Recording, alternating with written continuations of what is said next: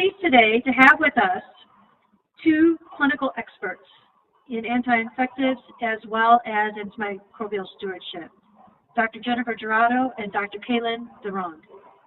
Their webinar today that they'll be presenting is titled Pediatric Hematogenous Osteomyelitis.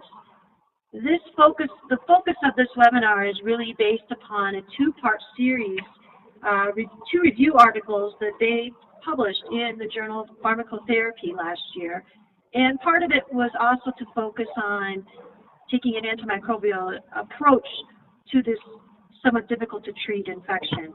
And I'll let them describe that in more detail in their webinar. A little bit of background about our two presenters. Dr. Girotto has her PharmD and is a clinical associate professor of pharmacy practice and pediatrics at the University of Connecticut. She is board certified in both pediatric and infectious diseases pharmacy. Her clinical practice site is at Connecticut Children's Medical Center, where she is the co-director of their antimicrobial stewardship program and also the program director of the PGY2 infectious disease pharmacy residency program. She completed her Doctor of Pharmacy at the University of Connecticut and completed an American Society of Health System Pharmacists accredited specialty residency in pediatrics at Children's Hospital in Boston. Her interests include optimizing the pharmacokinetics and pharmacodynamics in pediatric patients, antimicrobial stewardship, and the important role of immunizations. Dr. DeRonde is a clinical hospital pharmacist at Holtz Women's and Children's Hospital and Jackson Memorial Hospital, Miami, Florida. She is board certified in infectious diseases and practices in pediatric and adult infectious diseases, as well as antimicrobial stewardship. She completed her Doctor of Pharmacy at the University of Colorado Skaggs School of Pharmacy and Pharmaceutical Sciences, and then completed postdoctorate graduate training, including an ASHP accredited PGY1 pediatric hospital practice at Children's Hospital in Colorado, and a PGY2 in infectious diseases through the University of Connecticut School of Pharmacy at the Connecticut Children's Medical Center. Her interests include antimicrobial stewardship, identifying, overcoming resistance mechanisms, and optimizing dosing in pediatric patients through pharmacokinetic and pharmacodynamic principles. So two very knowledgeable experts with us today. Just a note to our participants to engage with our experts today, which we encourage to send your questions, your comments. There's a chat box at the lower right-hand corner of your monitor there if you're joining us via computer, and you will be able to submit your questions there to specifically a drop-down menu that says all panelists. So with that, I'd like to welcome our speakers today, and Dr. DeRonde will begin her presentation.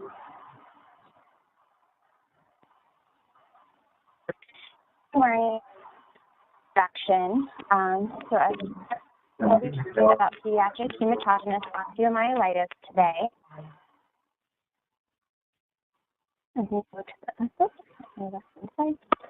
And so today, as Marnie noted, our discussion is going to be based off of our review and interpretation of the current literature, which has been cited in the articles that we published last year that are noted on the slide.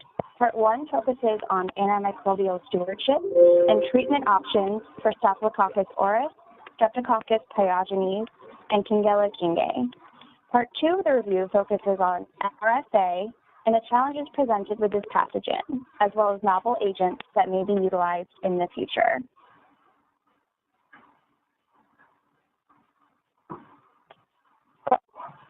We'll be going to the background of pediatric acute hematogenous osteomyelitis, presentation of this disease state in common organisms, common antibiotic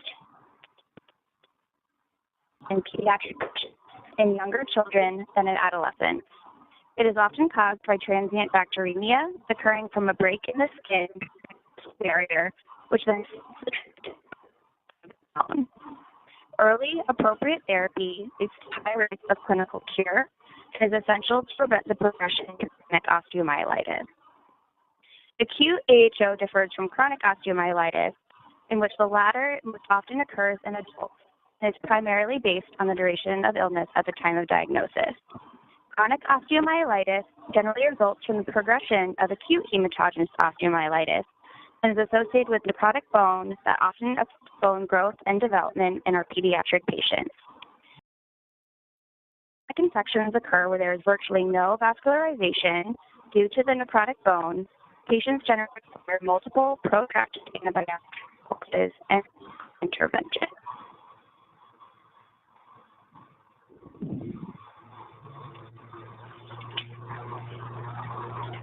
To my left, active diagnosis. Acute is considered less than 2 weeks duration of infection, subacute 2 weeks to 3, and chronic greater than 3 months of the infection. AHO multitude of ways in pediatric includes erythema, swelling, and tenderness at the site, inability to bear weight if it's a weight-bearing limb or joint, an elevated CRP or C-reactive protein, and ESR, which are inflammatory markers, an elevated white blood cell count, and a patient can also be febrile, as AHO is often systemic initially due to the transient bacteremia. Common pathogens that are associated with pediatric AHO include Staphylococcus aureus, both MSSA and MRSA. Staphylococcus aureus is the most common causative pathogen, which is likely due to the pathophysiology of infection. Recent National Pediatric Health Information System, or FIS data, showed in an analysis of 1,906 pediatric patients with acute hematogenous osteomyelitis, 60% of these patients had MSSA and 27% had MRSA identified pathogen. The neonatal period to 4 years of age, tuberculosis influenza type B and Streptococcus pneumoniae were most common. However, most of these infections have declined due to increases in vaccination. Although challenging to identify without molecular or enhanced testing, Shigella kingae has become increasingly recognized as a cause of AHO in patients 6 months to 5 years of age.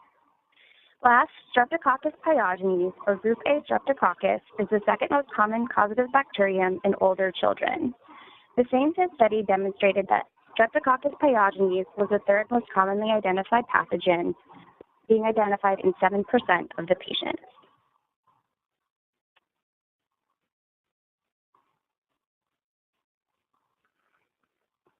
Okay, so now we can move along to the treatment of acute hematogenous osteomyelitis in children. We will focus on the most common therapies and the emergent therapies that are being used for pediatric acute hematogenous osteo. The most common antibiotics that are used in current practice are clindamycin because it covers staph, including MRSA and MSSA, as well as group A strep, followed by cefazolin for MSSA, strep, and Shigella, and then lastly, vancomycin, primarily when methicillin-resistant Staph aureus is of significant concern. We will also briefly discuss the use of ampicillin and unicin, as they are alternatives for some types of AHO. And then we will discuss some important characteristics of oral therapies for uncomplicated AHO, because these are very common that we will transition pediatric patients to oral therapies for this condition.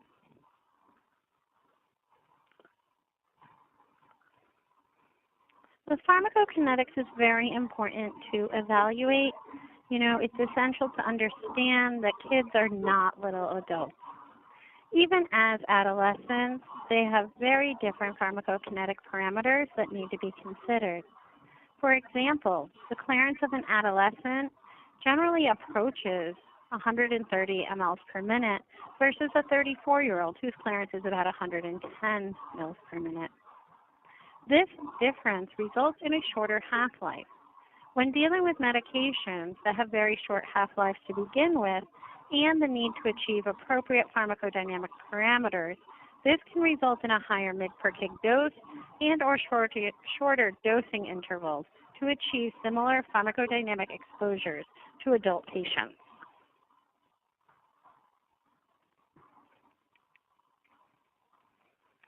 So what is the right dose in pediatric patients? Well, it's not as well established.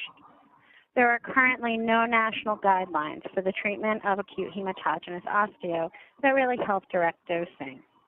The only guideline that addresses this at all is the MRSA guidelines, which mention pediatric recommendations, but then note there are limitations in their recommendation for the dosing because of the limited data that supports it. There's also dosing recommendations from France, but these are limited when evaluating them from the U.S. or other countries, as population MIC or resistances may be different between countries. Dosing for AHO should also achieve pharmacodynamic bactericidal goals for that antimicrobial. It is important, since this is an acute process and the infection is from hematogenous spread, and the infection is adjacent to the vasculature, determination of serum pharmacodynamic concentrations is likely reasonable. In cases of chronic or vertebral osteo, determinations of these concentrations in the bone would be more important and appropriate. So here we have our basic pharmacodynamic slide. And it's important, once we have an understanding of the population MIC, one can further apply basic pharmacodynamic parameters to medications to understand if medications may meet these parameters. For beta-lactams, the time above the MIC is the parameter associated with bactericidal activity. For clindamycin and likely vancomycin against Staph aureus, the AUC, or total drug exposure to MIC, is the parameter associated with this. We will go into the specific pharmacodynamic evaluations for the medications in the next few slides.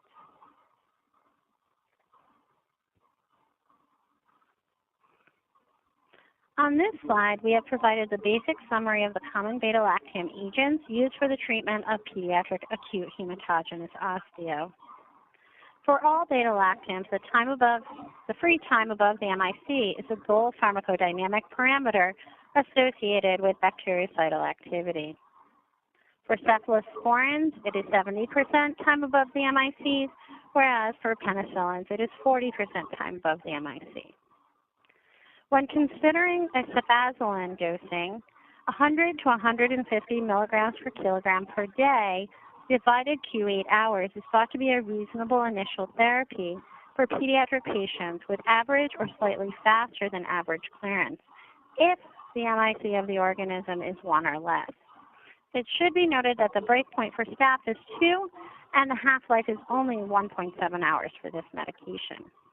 These factors make concerns exist if MIC increases or in patients that may have faster than average clearance.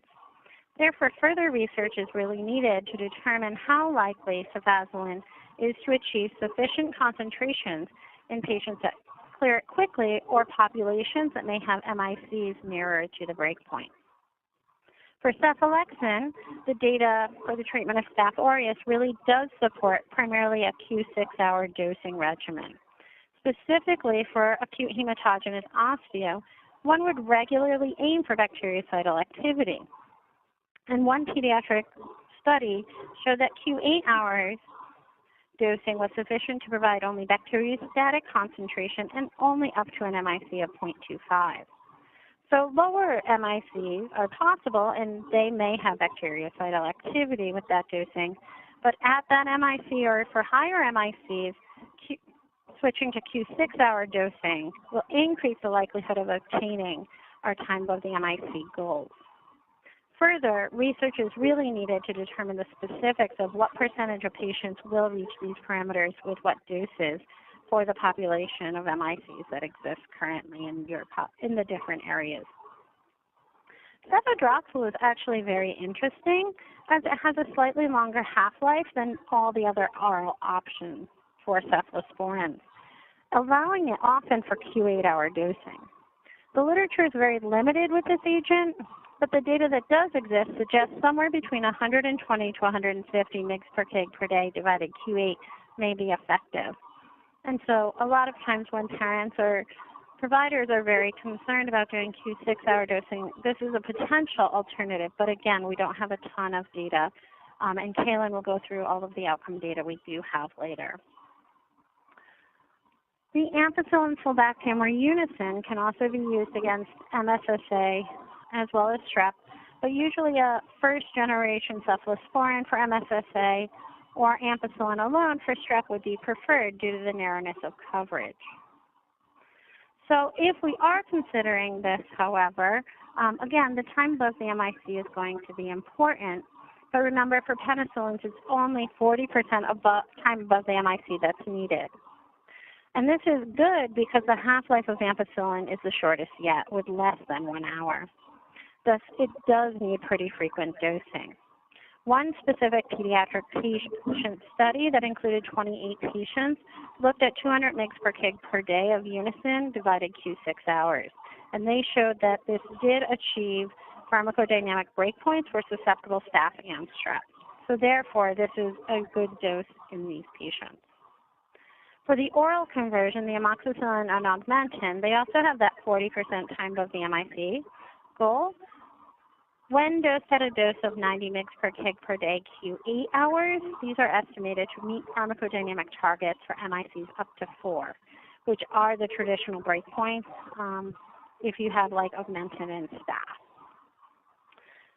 So although they are only sometimes used to treat AHO, they could be considered for patients with select cephalosporin allergy.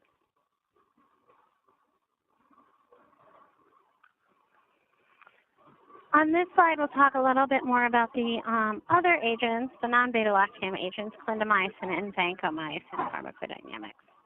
With clindamycin, there's limited pharmacodynamic specifics, but there is some data from a study that was done in the early 2000s that suggests that the AUC to MIC of about 200 is the pharmacodynamic parameter of bactericidal activity.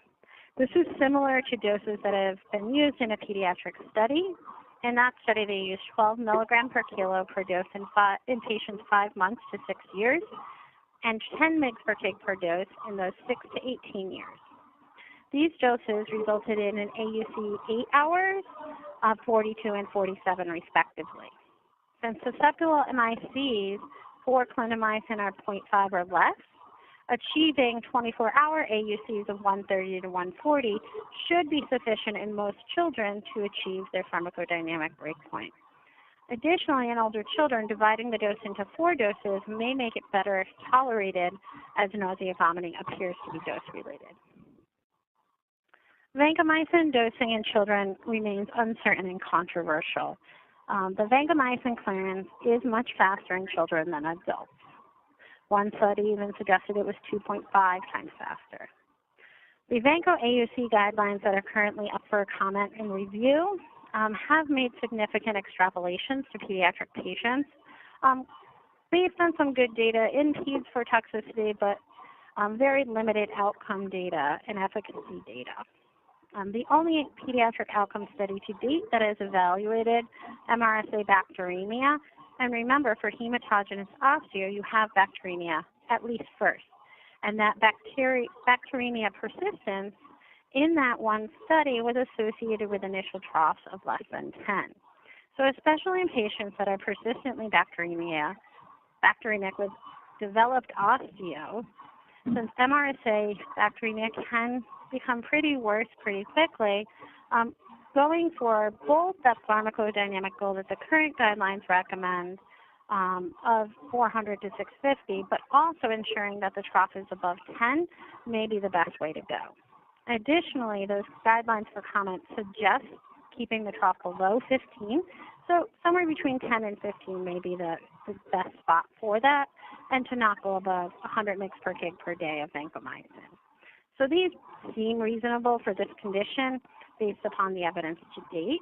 Hopefully we'll see less need for Vanco in coming years due to the decreasing rates of community-associated MRSA in children that have been noted recently throughout the country. Okay, so now that we have discussed the important pharmacokinetic and pharmacodynamic properties, as well as dosing recommendations for pediatric acute hematogenous osteomyelitis, we will review the outcomes of these treatment options as presented in the literature. When looking at vancomycin, literature in pediatric acute hematogenous osteomyelitis demonstrates clinical cure rates between 74 to 100%, with initial doses ranging from 40 to 60 milligrams per kilogram per day. As noted here and in some of the other studies, lower than recommended doses were used and demonstrated clinical cure. The majority of these lower doses were utilized in older studies up to 40 years ago, when resistance patterns were much different. As Dr. Girotto pointed out, there is very limited data for which to reevaluate dosing as resistance changes, particularly specific to pediatric patients, and it is always best to optimize dosing based on the PK and PD data that Dr. Girotto shared in order to treat our patients most effectively. Also, as noted earlier, there is great debate regarding optimal dose, frequency, monitoring, and tolerability specifically for vancomycin. And really the only outcome data has been showing a need for troughs greater than 10. With that said, it's important to balance the safety with the efficacy of this agent.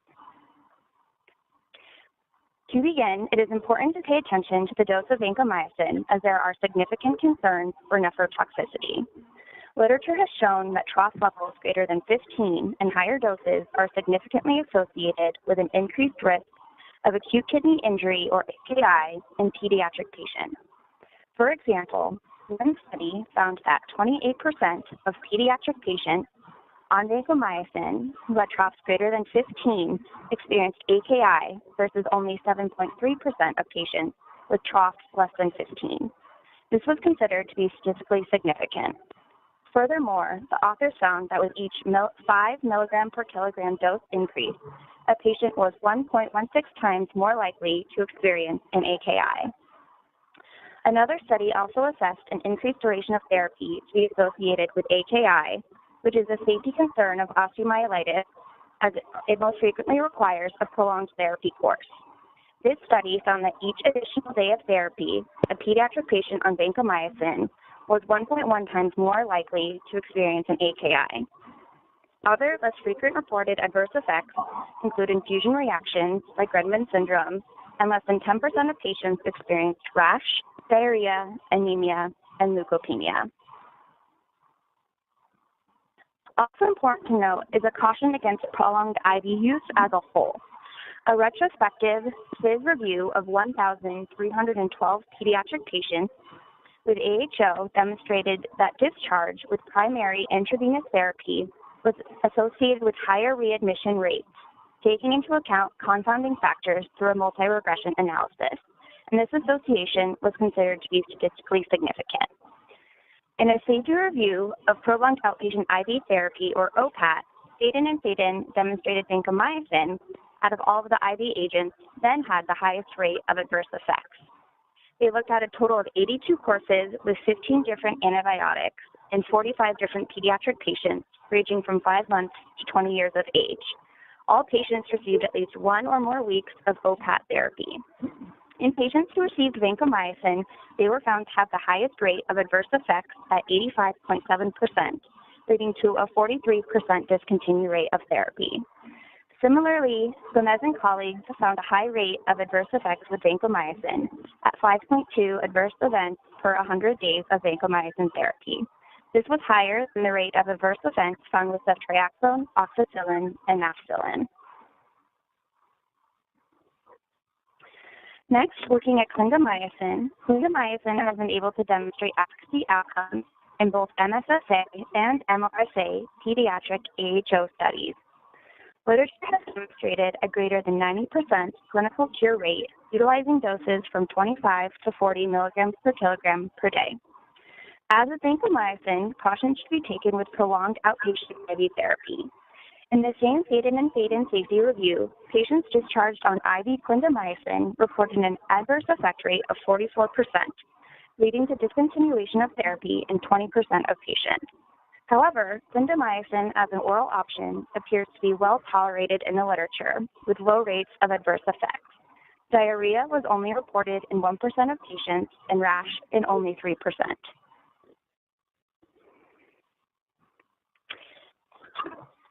Next, looking at cefazolin, cefazolin has been used for over 40 years in the pediatric literature on acute hematogenous osteomyelitis and is generally considered a first agent due to high rates of clinical success and overall tolerability.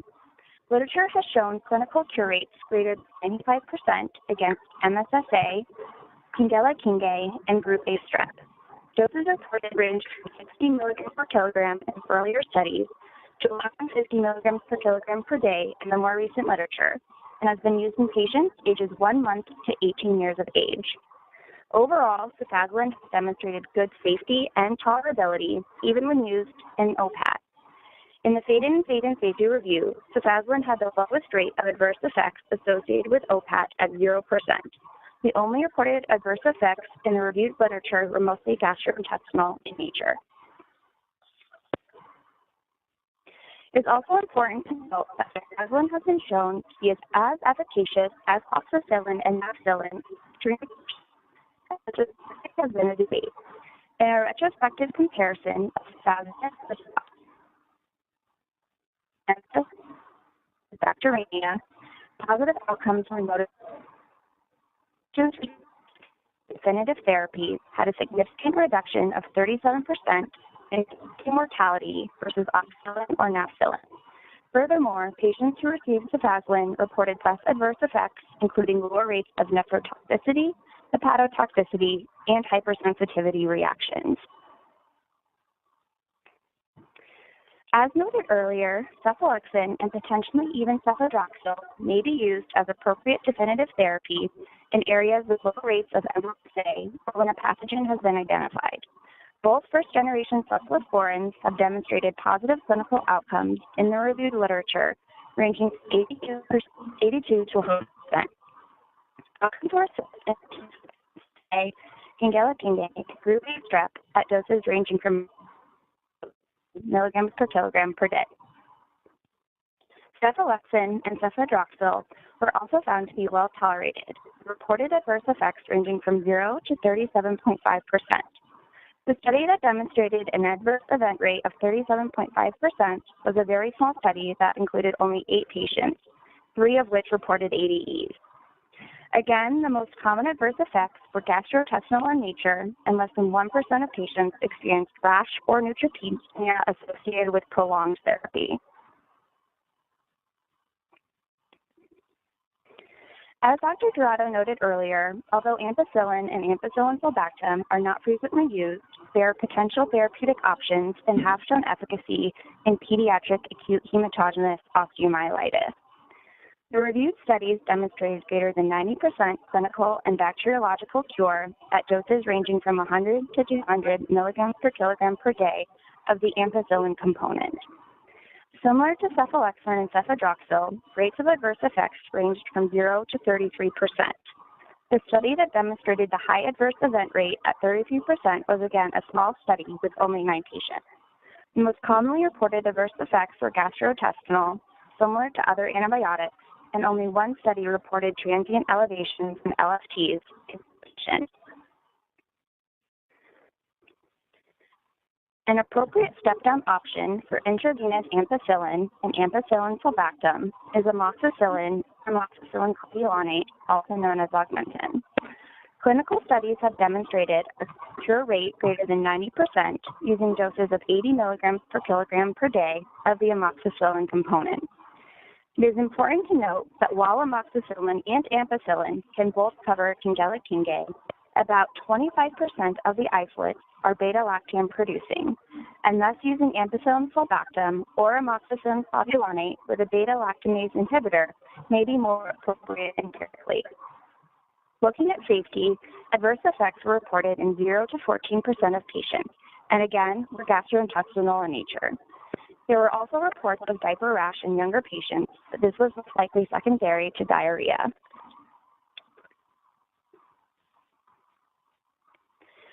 In addition to the traditional agents, there are some newer agents that have come down the pipeline that may have utility in pediatric acute hematogenous either now. Ceftaroline is available as ceftaroline mofetil and quickly converts to the active medication ceftaroline. It demonstrates time-dependent bactericidal activity against MRSA with a 0.1. Ceftaroline is a unique beta-lactam due to its ability to attack activity against MRSA. This is through binding to an allosteric site on a non-penicillin binding domain, penicillin binding protein, resulting in conformational change that site. Ceftaroline demonstrates activity against MRSA, and its cytal activity has been demonstrated at ceftaroline concentration of the dosing interval. Although not specifically determined, the half-life in children is thought to be less than 2.9 hours, the half-life of ceftaroline in adults. This is because, in general, as Dr. Girotto discussed earlier, children have increased clearance.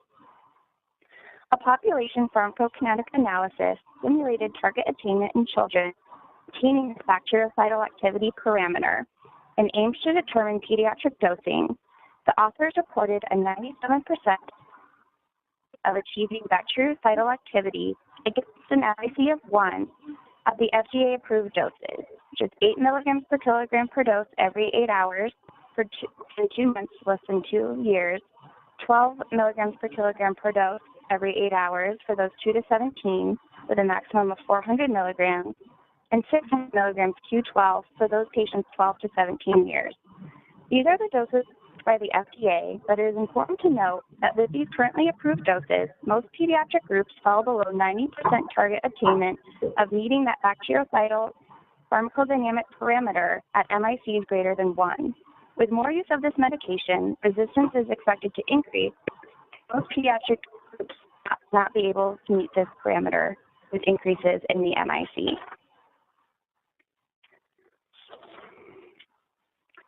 Higher doses, similar to what has been demonstrated in the complicated pneumonia trial in pediatric patients, were used in 2 case reports of 2 8-year-old males with MRSA bacteremia and osteomyelitis.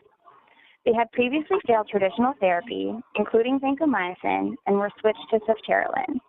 Patient 1 received a dose of 13 milligrams per kilogram, which was 600 milligrams IV every 8 hours, and patient 2 received a dose of 15 milligrams per kilogram IV every 8 hours. Both patients saw complete resolution at the end of 4 weeks of ceftaroline therapy and at the 6-month follow-up.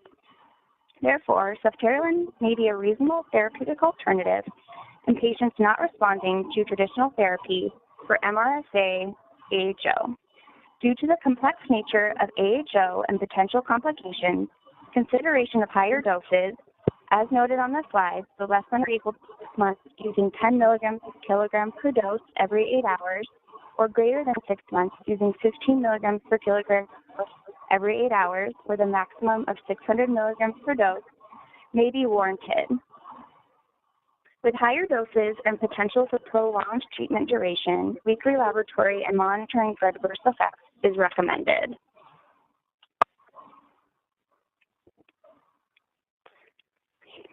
Dalbavancin is an intravenous concentration-dependent bactericidal cycloglycopeptide that acts similarly as vancomycin, binding to the dealanine precursor and inhibiting cell wall synthesis. However, in comparison to vancomycin, it has a much prolonged half-life. An initial pharmacodynamic study, bactericidal activity was obtained at an AUC-MIC ratio of 132, and adult dosing was based off of achieving this parameter. It is important to note that although pediatric patients did show a shorter half-life, it is probably 202 to 227 hours. There is limited data to support the use of dalbavancin in pediatrics and in acute hematogenous osteomyelitis. There is one recent small open-label randomized controlled trial in adults conducted in Ukraine, looking at 80 patients. This study, patients were randomized 7-to-1 to dalbavancin using a dose of 1.5 grams on days 1 and 8, or standard of care therapy per the investigator for a duration of 4 to 6 weeks. All patients had baseline debridement, and Staphylococcus aureus was identified in 60% of the patients. Clinical response was found to be 97% in the dalbavancin arm versus 88% in the standard of care arm.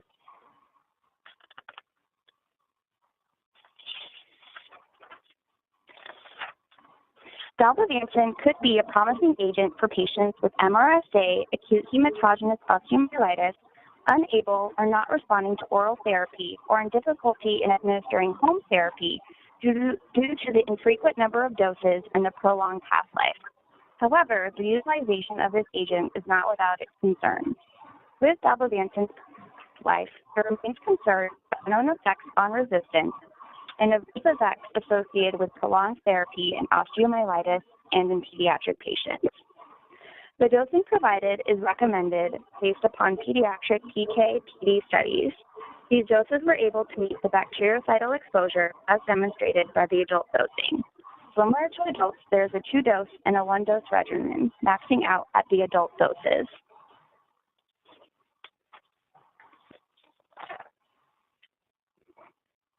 Iridovancin is a bactericidal lipoglycopeptide that also demonstrates both concentration and time-dependent characteristics, with the optimal Cmax to MIC and time over MIC parameters for bactericidal activity presented on the slide.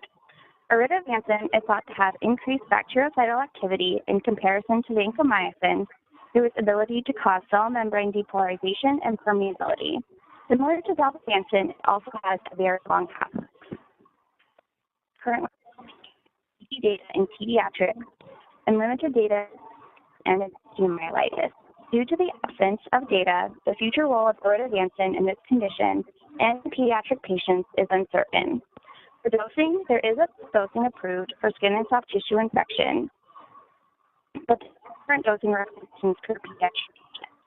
However, there is a phase 1 multi-center trial looking at this agent starting at 15 milligrams.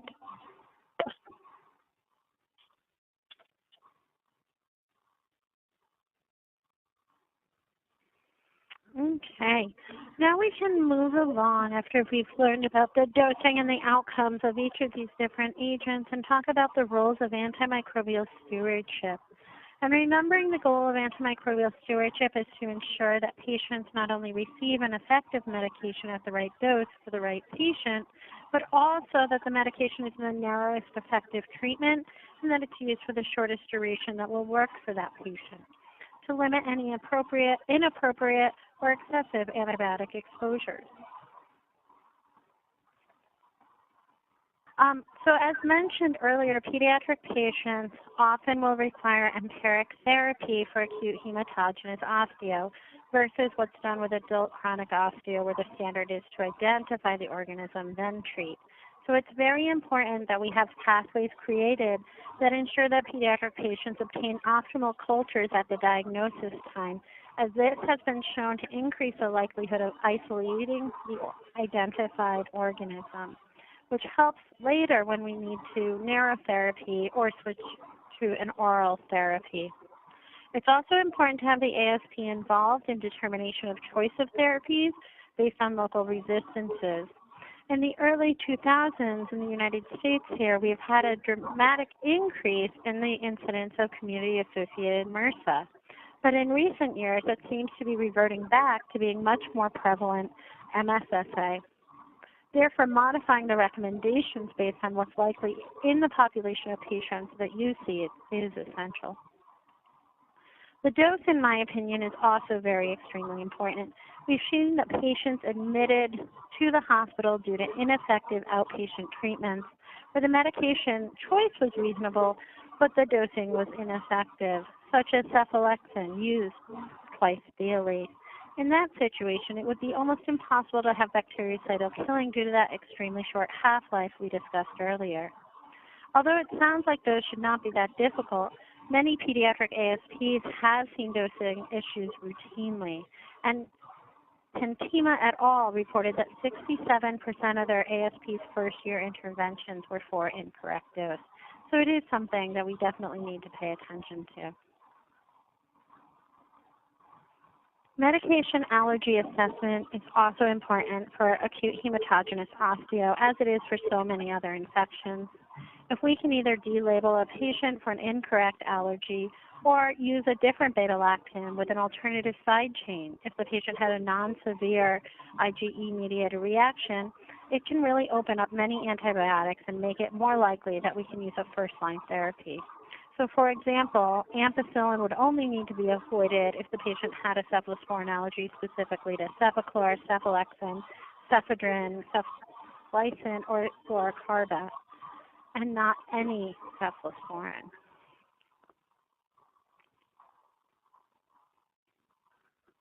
Transitioning from IV to PO is also something routinely done for pediatric osteo. Initially, this was based on small studies that included small numbers of patients, but they suggested no difference in clinical improvement or recurrence. Then in 2009 by Zayudis et al. And followed up by Karen et al. In 2015, these two large retrospective reviews, again utilizing that Pediatric Health Information System, or PHIS, they included about 4,000 patients with pediatric AHO and showed no difference in clinical improvement in those who went home on IV therapy versus oral therapy, but did notice that those who went home on IV therapy had an increased risk of line complications, between 3.4 and 15%. Additionally, another study reported rates of discontinuation of about 1/3 in those who were sent home on IV therapy. Therefore, the question is not should we use oral transition therapy for uncomplicated acute hematogenous osteo in children, but when is the optimal time to switch?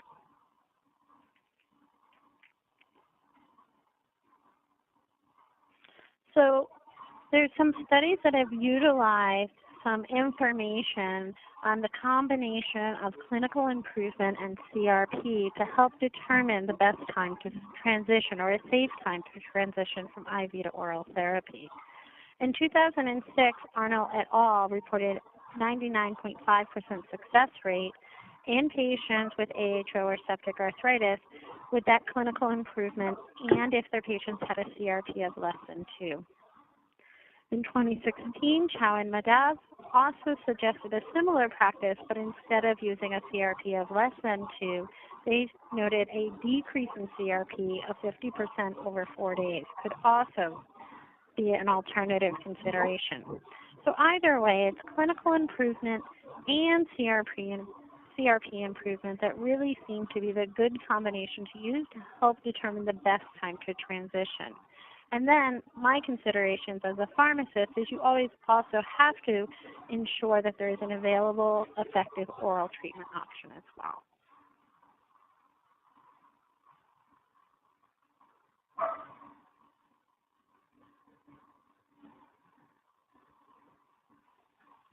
So, in summary, to bring all these points together, acute hematogenous osteomyelitis is a serious infection in the pediatric population.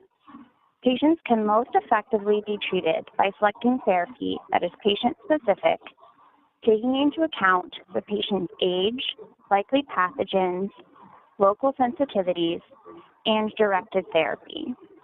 Staphylococcus aureus, both methicillin-sensitive and methicillin-resistant, based on local resistance patterns, are the most common pathogens, with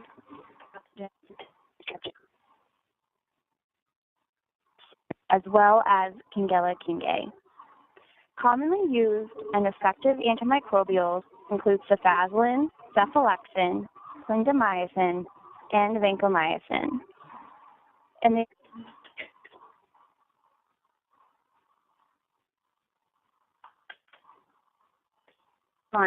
may also be considered. Overall, it is pivotal to maintain an understanding that pediatric patients are not small adults, and to the importance of understanding pediatric specific dosing based upon their pharmacokinetic and pharmacodynamic differences. Importantly, antimicrobial stewardship programs can help by targeting and optimizing therapy. Programs can help to ensure the narrowest, most effective therapy is implemented, as well as limit the unintended consequences of suboptimal antimicrobial use. And with that, we'd be happy to take any questions you may have.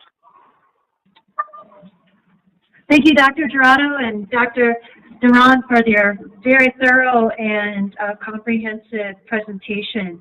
And I just, again, our participants that have been a part of this with us this past hour, please, any comments or questions you have or experiences that you've had with treating this infection, please send them along in the chat box. To kick it off, I have a few questions.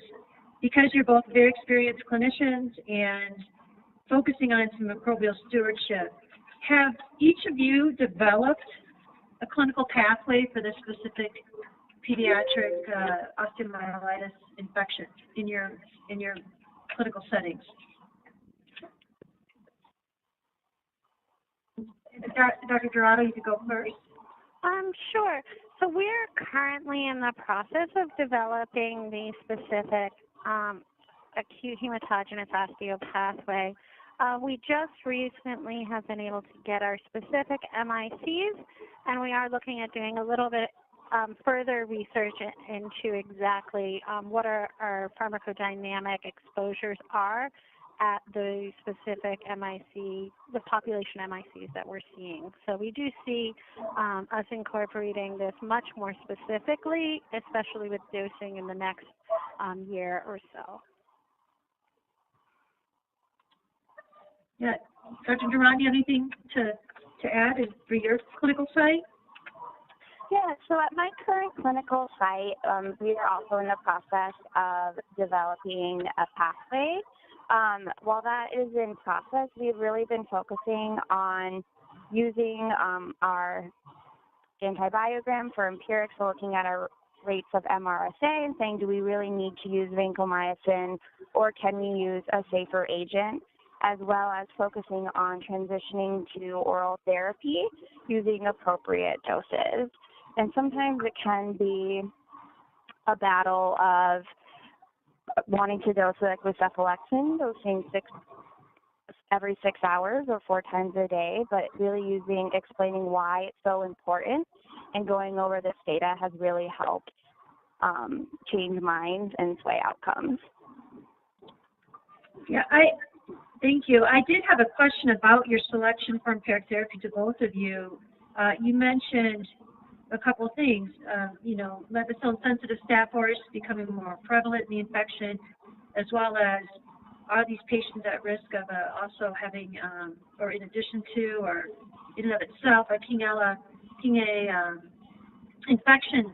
So, yeah, how does someone, in your opinion or in your practice for your empiric therapy, like Kailynn was just saying, are you not adding vancomycin? Are you any other broader spectrum agents? What are some of your empiric considerations?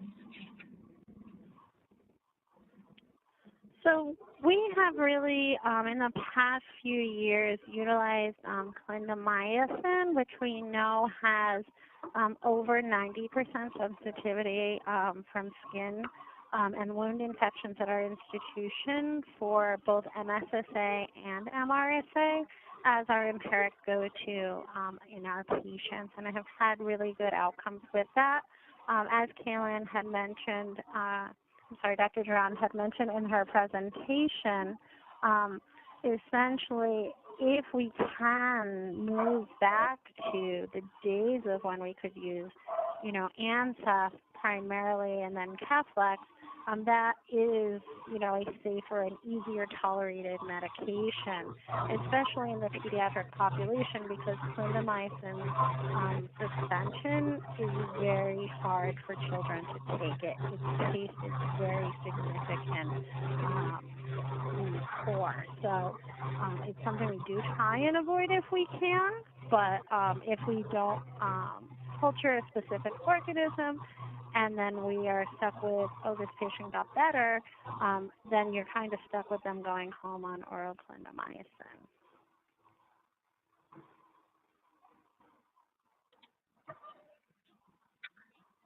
We have a couple questions from the participants, and thank you for providing these. One of them, and maybe Kailynn, you want to answer this one first. Produces epidroxyl twice daily is desirable. Using a high dose, 100 to 150 milligrams per kilo per day, there's not a lot of experience. The question is basically, do you have success or experience dosing those higher per kilogram doses? Sure. So looking at cefadroxil, I personally do not have a lot of experience with this agent. It was put out on the Pediatric ID listserv a few years ago of people wondering if everyone was using it and how it was being used. So it's something that we wanted to look into. Really, when going through the pharmacokinetic and pharmacodynamic parameters of cefadroxil in pediatric patients and looking at what was necessary to achieve optimal time over MIC in the serum for acute hematogenous osteomyelitis, we did find that the higher dosing was desirable in meeting those pharmacokinetic and pharmacodynamic parameters. And these doses are also recommended if you look at the European guidelines or the French guidelines for acute hematogenous osteomyelitis. So while I don't have any specific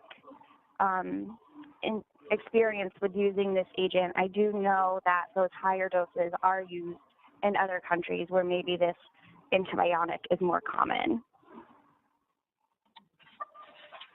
Okay, yeah, that's very helpful. So I guess we just refer people to some of that literature for some information on the higher doses. I want to switch to duration of therapy. In general, I guess it's a two-part question. In general, how long do you treat, and how quickly do you tend to switch someone to oral therapy? Or do you ever initiate empirically with oral therapy? I don't know, Jennifer, you want to kick that one off? I know it's a... Sure. So I've not seen, I'll answer the second part first. So I've not seen as of yet anyone starting empirically with oral therapy. But I have seen over the years the time to switching to oral therapy has gotten shorter and shorter. I think it's really important to understand that 99% of the data that is out there is primarily for, your uncomplicated hematogenous osteomyelitis. So, your child, the child comes in, unfortunately they had some likely unknown scratch somewhere, became bacteremic, and the osteo occurred in their leg, usually. And so those patients are pretty run-of-the-mill per se. And so I think there's enough of them that's where most of the evidence is. And in those patients, really utilizing the clinical improvement, can they walk on it? Are they having significant pain? In combination with the CRP has really been that determining factor. And that usually in most patients, unless there's an abscess or some focus that needs drainage, usually can occur within a few days to a week. And then they're able to be switched to oral and go home. And then they're usually followed up, and they will have, usually most of them by about 4 weeks of therapy is what's needed. But again, making sure that the CRP and ESR return to normal and that there aren't any clinical symptoms are going to be essential in determining that. And it might be as long as 6 weeks, depending on the type of osteo. We have even seen some toe or foot osteo sometimes needing a little bit longer, but really utilizing your lab plus clinical improvement is essential. Yeah, I asked about duration from the standpoint that more and more some of the stewardship research articles that have been coming out, whether it's pneumonia cases, maybe urinary tract infections, but looking at can we shorten therapy and still have similar outcomes to kind of our traditional therapy. So I wanted to kind of throw that question out about duration as part of our discussion. Are you actively using CRP? Like what laboratory tests? Are you doing therapeutic drug monitoring for some of these drugs to make sure you're hitting your targets with the dosing, and then using CRP as well? What's some of your laboratory tests that you normally follow? Kailynn, yeah, sure. So at our institution, the main laboratory tests that we use for a patient with acute hematogenous osteomyelitis would be following the CRP closely while they're in the hospital. CRP is a fast-changing marker, and so you can really track it nicely on a day-to-day basis and see how your patient is doing. And we do, as Jen noted, help use that or Dr. Girotto noted, in conjunction with clinical improvement, see when maybe the patient can be discharged and transitioned to oral therapy. Another marker we use as well is the erythrocyte sedimentation rate, or the ESR, which is a more slow marker of an inflammatory process, and that is something that we'll get on a weekly basis. We also hope to see that trend down, but we'll usually get one when they're admitted, one when they are about to go home to make sure that it's trending down in the appropriate direction, and then it's something that's followed on an outpatient basis when they follow up in clinic. Do you also use some diagnostics tests are you using any rapid diagnostics to try to identify the organisms? The rapid diagnostic tests that we have available include there's a DNA rapid test known as the biofile, and we will get blood cultures on these patients, but a lot of times they're not going to be positive just due to the nature of the infection, how it's a transient bacteremia. If the blood culture is positive, there are 27 targets in the blood culture that can be identified, and it includes the most common pathogens, mainly staph and strep. At this point, we do not have the ability to detect Kingella kingae, so it would have to be more of a clinical picture.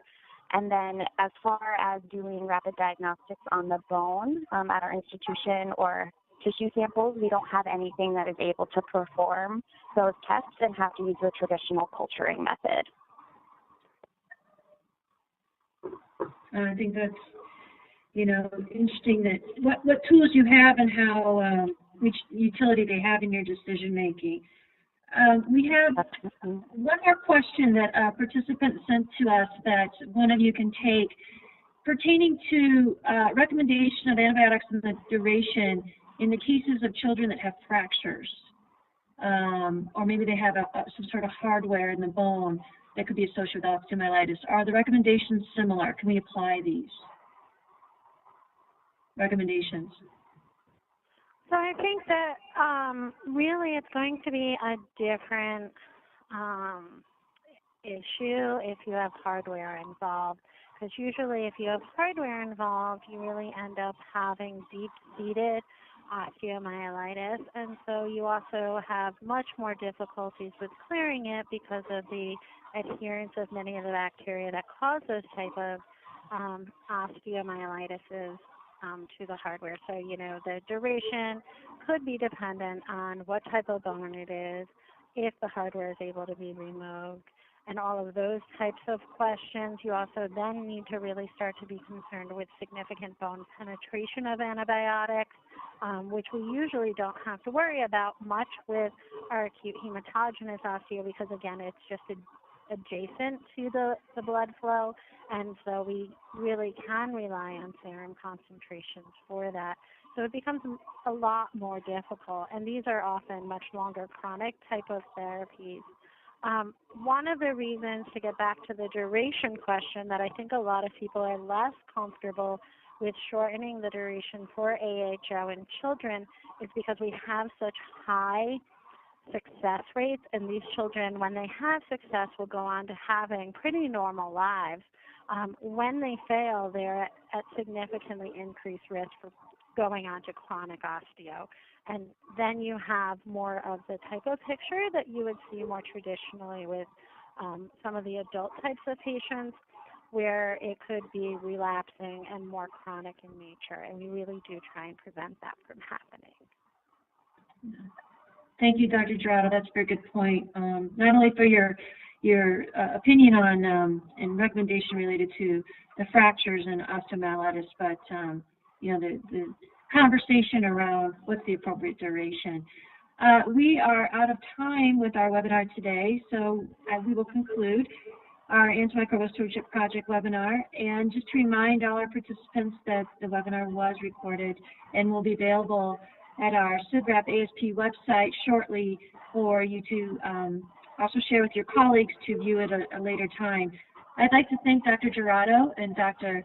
DeRonde for their time and their insights and sharing of some of the information that's contained in the review articles. So I would recommend that you check out their two review papers that are interconnected in the Pharmacotherapy Journal published in 2018, volume 38. Thank you very much. We appreciate our participants for joining us today and appreciate your support. Thank you, Dr. Girotto and Dr. DeRonde.